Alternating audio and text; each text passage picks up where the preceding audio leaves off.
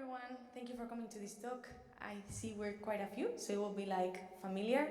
Um, and thank you, Hutch, for inviting me, of course. Well, today I want to tell you a story.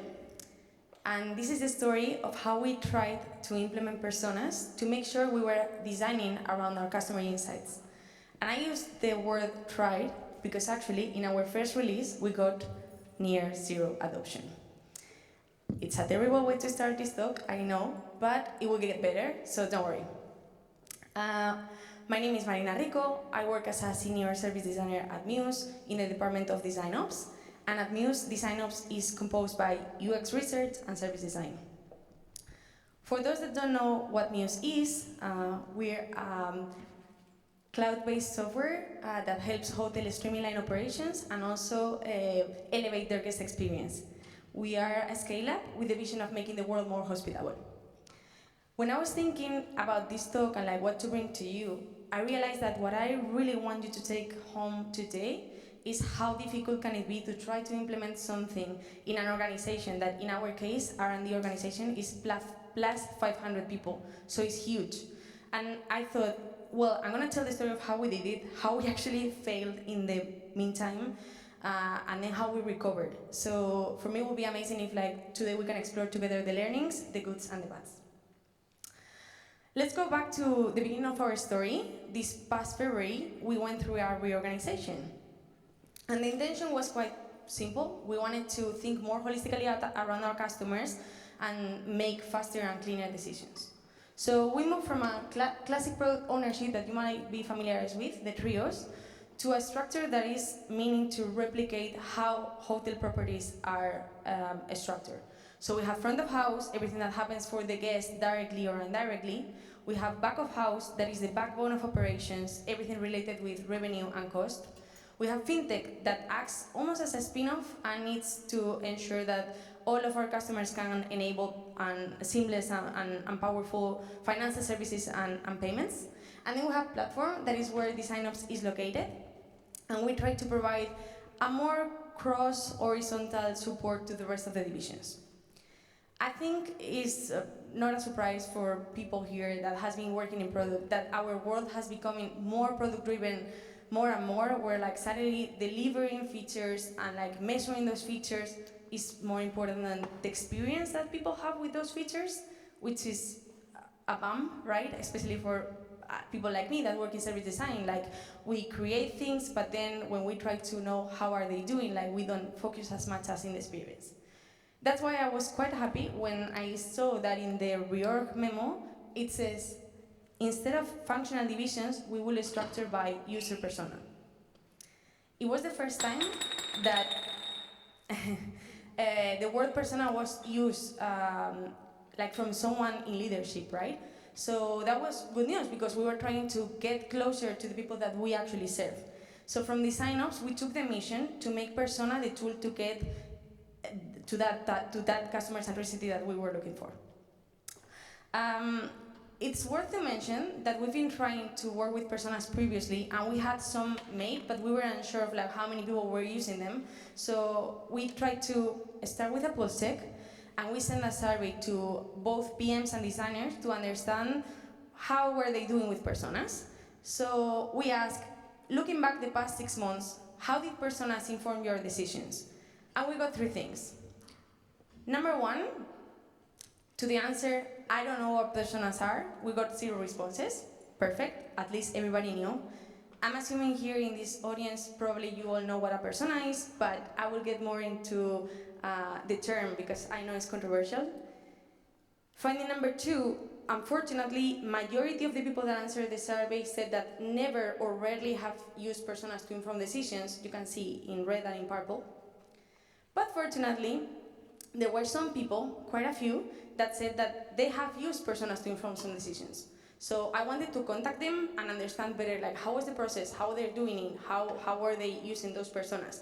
So what I'm going to show you now is a real conversation in Slack with a colleague that I've anonymized for some reasons. And I said, hey, can you please tell me more about how you've used the personas in this time? And he said, thank you. I should have specified that I'm using persona, but not the one defined by UXR. Okay, well, that's interesting, I got a bit surprised and I was like, maybe there's something in the house that I was not aware of. So I was like, oh, that's so cool. Can I see them? To which he answered, they're literally in my head. It's more of a tactile knowledge. Well, okay, well, he was for real, like he was serious, they were living in his head. So I was a bit shocked, but then I realized, well, this is good insight. Like, why is he just not using our personas, right? And by this time, you probably think, where is there in the blank space? This was hidden for a surprise effect. He was saying, I have more than 10 years of experience in hospitality, which was good, but then I pay attention to a sentence that I didn't really look well before, that says, and when reading them, some of those personas, they did not bring any new knowledge to me. I was quite sad. I was like, okay, well, probably like we've not been doing correctly, right? Like the information that is there is not the right one. And then asking him more, I realized that also Dovetail, that was our platform at the moment where we were storing them, were not really visited or used. So we had two problems. We don't have the right information, and we don't have it in a place that looks accessible for people or that people go to find more. So we needed to start from scratch. And we did it what we love to do as designers. We co-designed the artifact. We started a little bit meta. We asked ourselves, what are personas? What a persona is. And if you've worked with personas, you know that like we have terrible reputation. It's a tool that is complicated because it is based on demographics. Many times it says like name and gender and age, and it can lead to bias. It can be complicated. So I think this was one of the first times that we had a conversation around the maturity level of our company, like in which stage we are, can we call it personas? But the CPTO mentioned personas in the reorg, so like we should just go with it. Should we try and go ahead and train all the designers in the room and be like, and PMs as well? Well, this is our tool, yeah, but it's not a persona, so let's call it other way, maybe call it archetypes. It was complicated, and at the end what we decided was like, we will do something that is more a role-based model instead. And we agreed that the most important part would be that they will be actionable and useful, so eliminating the whole demographic. As we have this conversation, we also have many other conversations, and here you can see a very small part of a mirror board that we use to have discussions around the tool. So we were talking about content, structure, categorization, links to all of other places.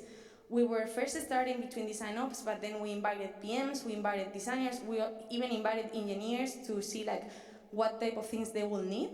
And to all of them, we were asking the same question. What do you need to ship with confidence?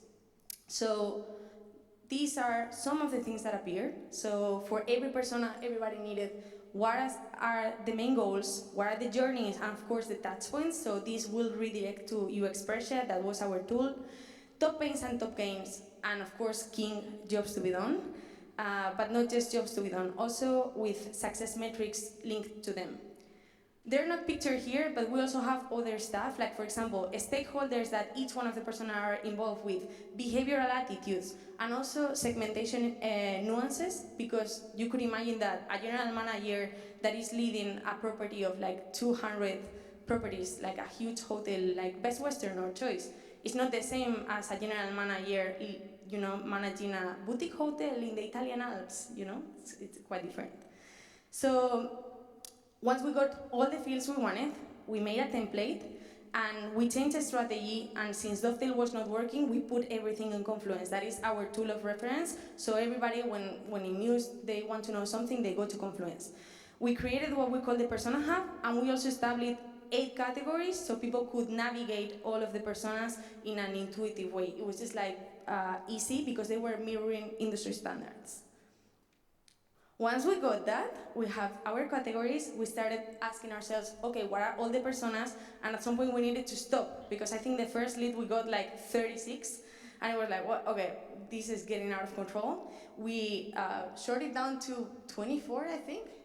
And the ones that you see on the right are the ones that we filled and make the profiles like very, very textured, so like by the time that we talk with the teams, they will know what was.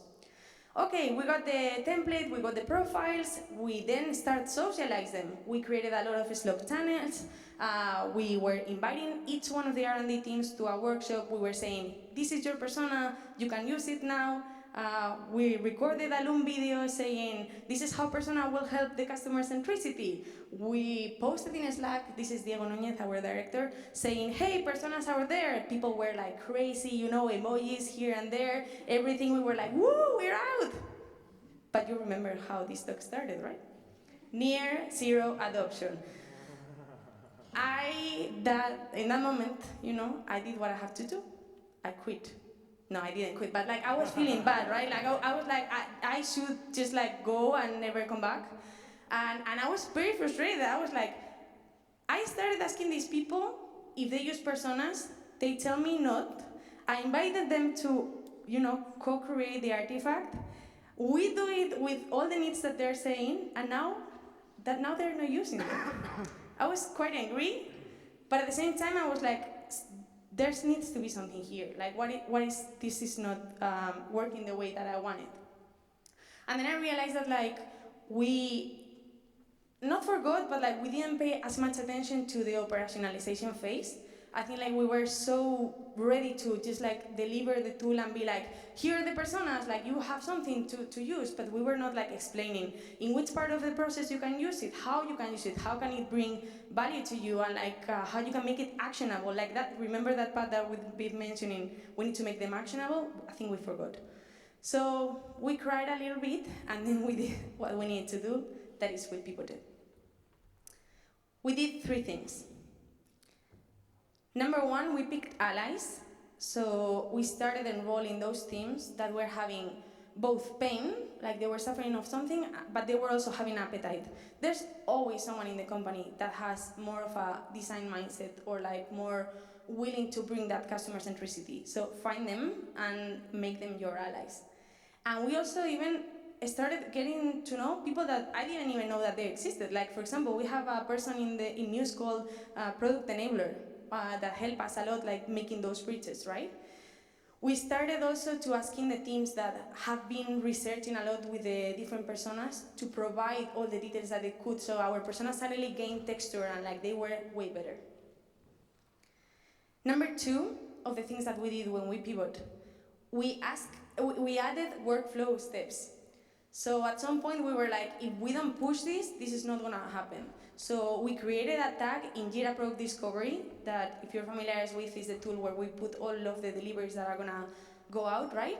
And then we said, there's no screen that is gonna go out without like putting the tag of who is the persona that is being designed for. And it sounds a little bit harsh, but like it made the people like force themselves to think about like what they were doing. We also got together a couple of teams that were working for the same persona, and we made them exchange insight about that persona, so they could be thinking in other things that they might have not been taken into account. And these 2 things made that the 3rd thing happen. We started having examples. We started having some victories, right? So we showcased them.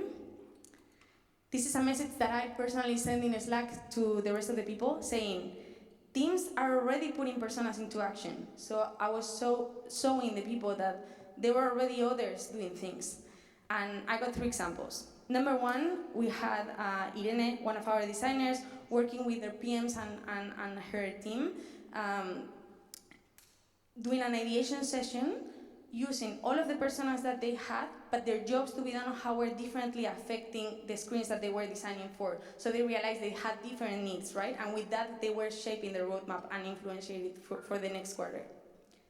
In the second screen, we have Diana, our principal designer, that is today here in the audience. She went to do her research, and instead of like going back and presenting the insights as in best Western or choice, that is what usually we do, right? Like we present the customer insights. She was talking about like what the front agent want in a property. So that was like a tweak of mine that was super interesting, and people started getting crazy about the narrative. Everybody loved it. And last but not least, Adam, that is another of our designers, started to use Glean. That is some sort of like our ChatGPT for Mews internally. Like you can ask whatever you want, and like It is able to get like all of the sources they can get information from, Miro, Slack, Confluence. So it was able to give back answers about like making future decisions, in this case around the permissions and the ID manager. So once I sent this message, I realized that suddenly the attitude has changed, right? Like we stopped being like, come to my design ops workshop, please. And we started being more like, hey, here's the benefit for your team. This is how you can actually implement it. And they were just 3 examples, right? Like we also had like written down way more in the process, but like just like those was enough for people to see the value of it. So we started seeing light at the end of the tunnel. I was happy about that. Yes. It was so funny because I think like something very human happened, right? Like yellow sea. Other teams started being like, oh, they're using it, how we can use it, like this is interesting, you know? Like they suddenly saw that like they could be more broad thinking into what to include in the roadmap, or like trying to not be biased about what is the persona that they're designing for, many other questions. So suddenly like I started receiving a lot of requests. Like for example, hey, we're working on the vision. Can we please talk about what are the stories that we can build around the personas? Or, hey, I think we need to know more about the people that manage money in the companies. Can we talk more about the fintech personas and learn more from them? Or even better, hey, I have information and I have some designers that want to refine the personas. Can you get into contact with them? We even, at some point, got featured in our bush. That is the weekly meeting we have where the whole company is there. And as you can tell, like suddenly many key leadership sponsors and like senior voices were looking at us. You can even see in orange Matt, our CEO. So that meant that like at some point this was being a topic talked very broadly, right? So successful, so good for first time. And because we started doing things right, we also seen other things that were not quite right. So we came from like a terrible drop down. We were able to get a little bit better, but we still wanted to, you know, like reach peak.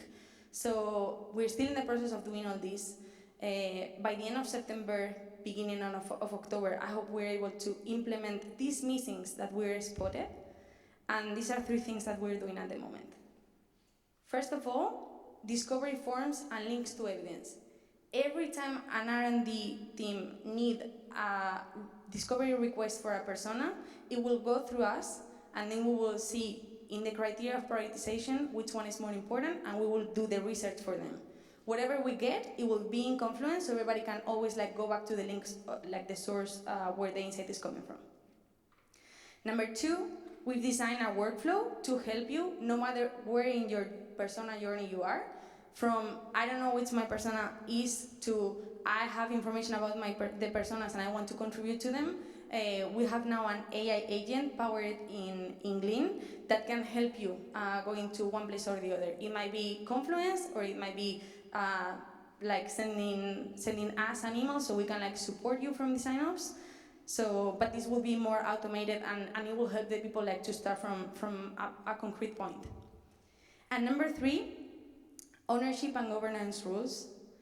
I think we took so long in doing this. I think at the beginning we started a little bit like, oh, let's do personas, we already have a base, but then I think like it took us a while to realize that this was super big. So we needed clear points of contacts, clear processes, you know, when are we updating, how are we, like which parts UXR are taking and which parts service design are taking, how do we connect teams if they have similar needs.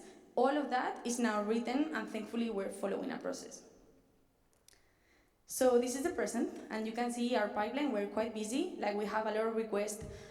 Some of these are already ongoing, already finished, like CFO person, I think it was finished last week. And yeah, we will start with the long stay persona as well, so it is good that we have a lot of work to do.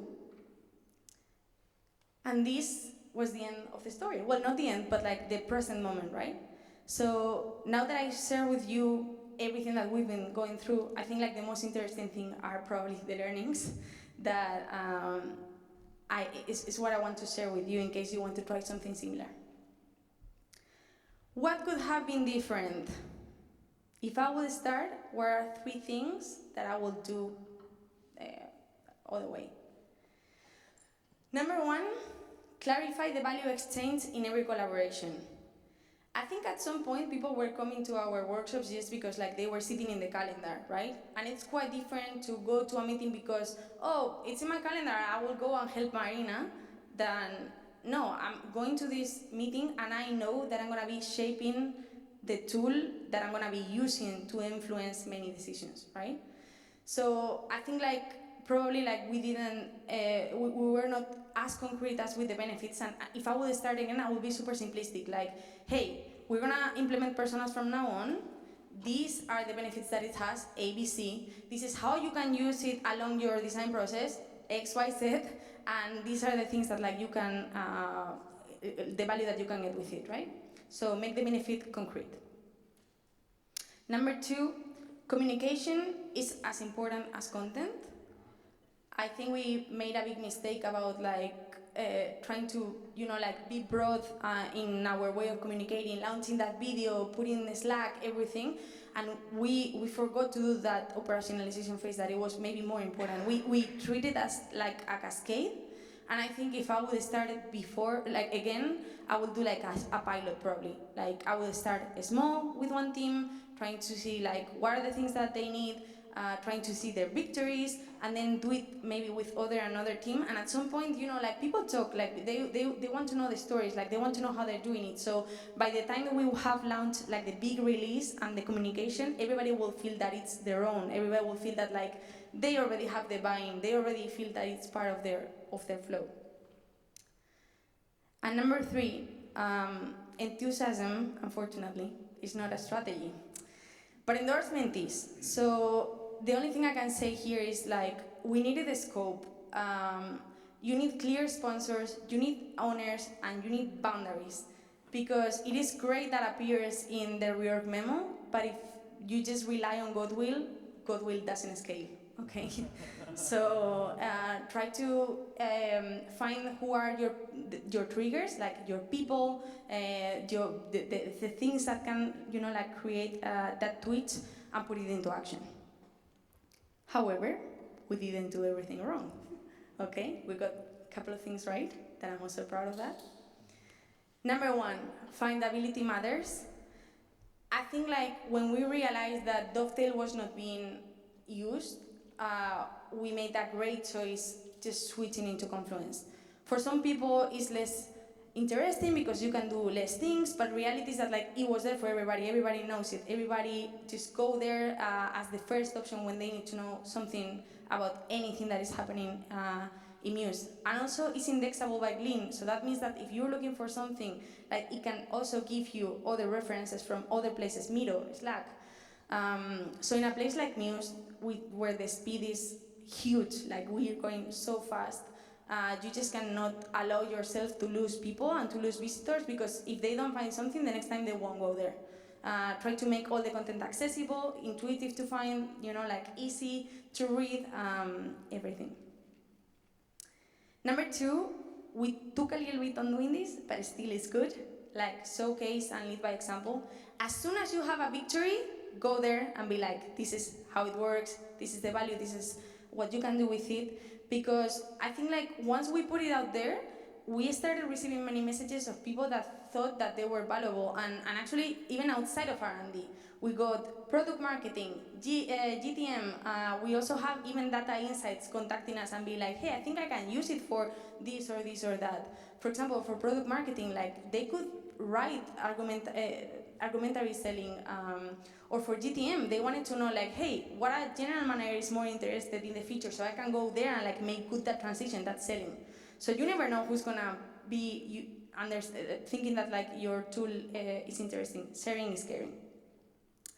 And number 3, I know this is cheesy, I know this is, but it's true. Don't surrender.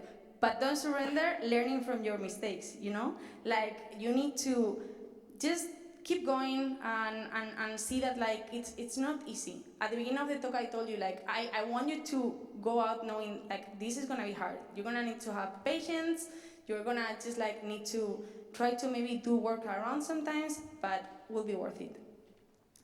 And this is the last bit. I think like if listening to this talk you're thinking like how to do this in your organization. First of all, know that a strong change in the core of an organization requires a lot of strength, right? So my only recommendation is understand the design maturity of your company, because it's not the same starting from one point of the ladder than another, and chase behaviors. Ask yourself, what ultimately makes people want to look beyond just the product that they're building? And I think the answer to that question could be strategy, because it's what connects us ultimately, right? Like you want to reach that point, that was why it was in the memo, but not just that. I think like there's kind of like of a formula where you cannot just miss culture and processes. So make sure that they're part of your plan. And remember that at the end, tools are just tools. So what they really matter is like if you're able to bring something to the people that they find valuable, that they can include in their everyday workflow, and that they can ship with confidence.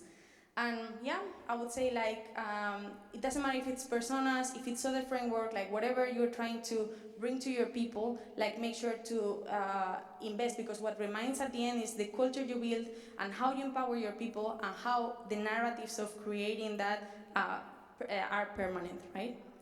So yeah, if you try, good luck, and thank you very much.